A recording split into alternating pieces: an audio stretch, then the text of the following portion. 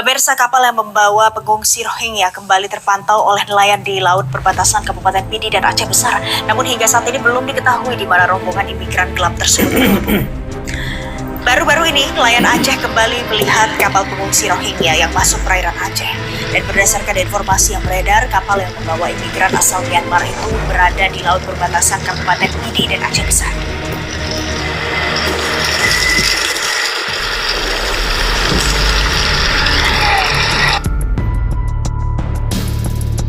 Ya, ini kalau pemerintah kita tidak tegas, bahkan memberikan lampu hijau, menampung mereka, merawat mereka, ya sudah dipastikan pasti akan berbondong-bondong. Imigran-imigran gelap dari Rohingya akan terus menuju Indonesia karena merasa dikasih lampu hijau, merasa diterima, dibela. Jangankan kok ditampung, dikasih makan, dikasih uang, dikasih lampu hijau, disayang-sayang. Wong tidak pun mereka itu akan terus merangsek karena mereka itu di mana-mana ditolak. Orang hilang ya, kalian kabur kangen cara Banyumas. Makanya dibutuhkan ketegasan yang jelas, tidak hanya diskusi-diskusi dengan berbagai pihak. Orang-orang kayak gini itu nggak perlu diskusi lagi, sudah jelas siapa mereka, reputasinya seperti apa, kelakuannya seperti apa. Sudah tutup pintu buat mereka tanpa alasan, tanpa syarat apapun, selesai.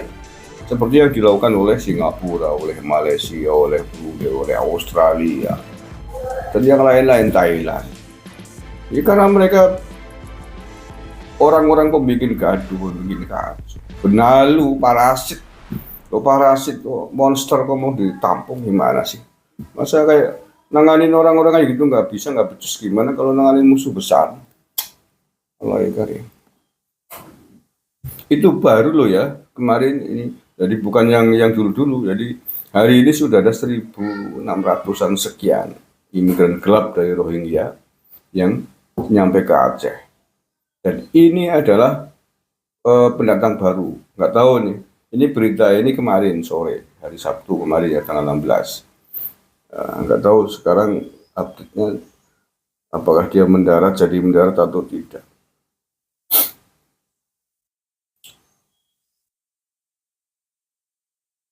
Nah, sedikit akan saya sampaikan tentang mengapa sih suku Rohingya di Myanmar ini dianggap kaum separatis oleh pemerintah Myanmar. Jadi seperti yang saya sampaikan kemarin, suku Rohingya ini awal mulanya dulu pada pertengahan tahun 1800-an, itu adalah orang-orang dari Bangladesh yang dibawa oleh penjajah Inggris ke Myanmar untuk bekerja dengan mereka, untuk membantu penjajahan Inggris di Myanmar. Karena Myanmar ketika itu adalah negara jajahannya Inggris. Sama seperti ketika Belanda membawa imigran dari Yaman ke Indonesia pada kurun waktu yang hampir sama, sampai awal-awal tahun 1900-an. Penjajah Belanda membawa imigran Yaman ke Indonesia, dilabeli cucu Nabi dengan tujuan untuk melumpuhkan umat Islam di Nusantara. Mereka di sini bekerja kepada Belanda, dibayar oleh Belanda. Sampai hari ini menetap di Indonesia dan sering bikin gaduh. Di mana-mana imigran gelap itu pasti bikin gaduh di negara yang ditumpangi. Bukan berterima kasih, dikasih hati tapi ngerogor rempela, tapi bikin gaduh. Sudah diterima, dikasih makan, dikasih posisi, ngeluncak. Itu imigran dari Timur Tengah rata-rata itu begitu. Allah karim. Suku Rohingya merupakan komunitas muslim minoritas yang berhimpun di negara bagian Rakhine di Myanmar atau Burma dan diusir ke kamp-kamp pengungsi di negara Bangladesh dan negara lain. Pada awal abad ke-21 diperkirakan sepertiga dari total populasi di Rakhine merupakan suku Rohingya. Meskipun berasal dari Myanmar, namun suku ini dianggap meresahkan dan diperdebatkan. Hal itu dikarenakan ciri fisik mereka mirip seperti orang India.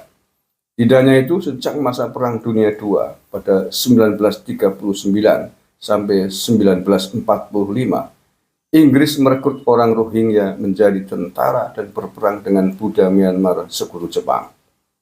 Usai memenangkan pertempuran, Jepang berhasil mengusir Inggris pada 1942. Dari sejak itu, etnis Rohingya menjadi sasaran kemarahan orang Myanmar. Dianggap sekutu Inggris dan mirip orang India yang menjadi alasan kuat Myanmar mengapa membenci suku Rohingya. Tidak hanya itu, Myanmar menganggap Rohingya sebagai imigran ilegal dari Bangladesh, meskipun banyak dari mereka berasal dari Myanmar sejak berpuluh tahun lamanya.